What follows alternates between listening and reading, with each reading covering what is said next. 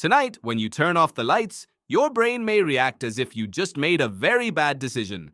You know the room is still there. You know nothing magically appeared under the bed. And yet, when the darkness arrives, something inside you starts listening. A sound from the hallway feels different. A shadow becomes suspicious. For a moment, you are not completely sure you are alone.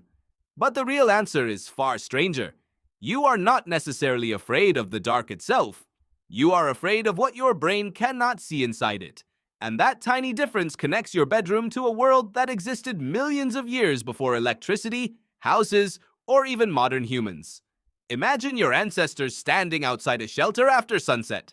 There is no streetlight, no phone flashlight, no security camera, no window you can lock. Beyond the small circle of firelight, the world simply disappears. And disappearing is the problem. During the day, your eyes give your brain enormous amounts of information about what is around you. At night, that information collapses. Shapes become vague. Distance becomes harder to judge. Movement becomes difficult to interpret. Your brain suddenly has a question it cannot answer. What is out there?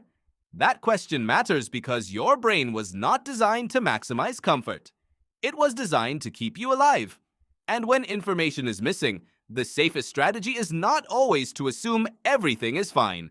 Sometimes it is to assume something might be wrong. This is where one of the most important structures in your brain enters the story: the amygdala. The name sounds complicated, but the idea is simple. The amygdala is a small brain structure involved in detecting and responding to emotionally important situations, especially potential threats. It does not sit there waiting for you to consciously decide whether something is dangerous. It can react much faster.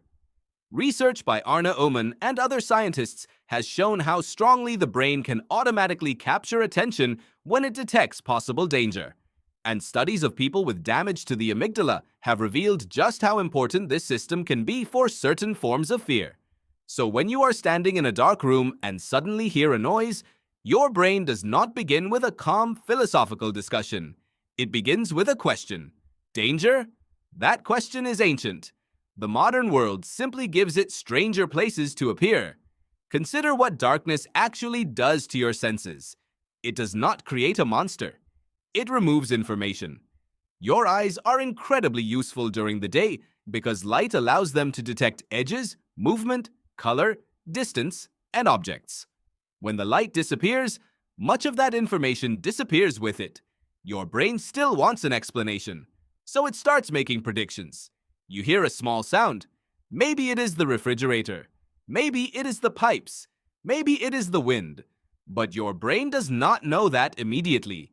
And uncertainty is exactly where fear can grow. Researchers have repeatedly found that the human brain is highly sensitive to ambiguous signals that might indicate danger. Arne Oman's work on automatic threat detection helped establish the idea that some danger-related information can capture attention before you have consciously analyzed it. That means the first thing you feel may happen before the first thing you think. You do not think, there is a statistically insignificant possibility of a threat. You freeze. You listen. You look. Why? Because evolution rewards speed when the cost of being wrong is uneven. Imagine two ancient humans hearing a branch snap in complete darkness. One thinks, probably nothing. The other thinks, something might be there. If nothing is there, both survive. But if a predator is there, only one of those reactions may have been useful. This creates a strange evolutionary problem. A brain that is slightly too cautious can waste energy. A brain that is slightly too relaxed can get you killed. So natural selection does not need to create a brain that is perfectly accurate. It only needs to create one that is good enough at avoiding catastrophic mistakes. And that can produce a fascinating side effect. You can feel fear even when you are completely safe. Think about your bedroom again. The lights are off. Your door is locked. You are surrounded by walls.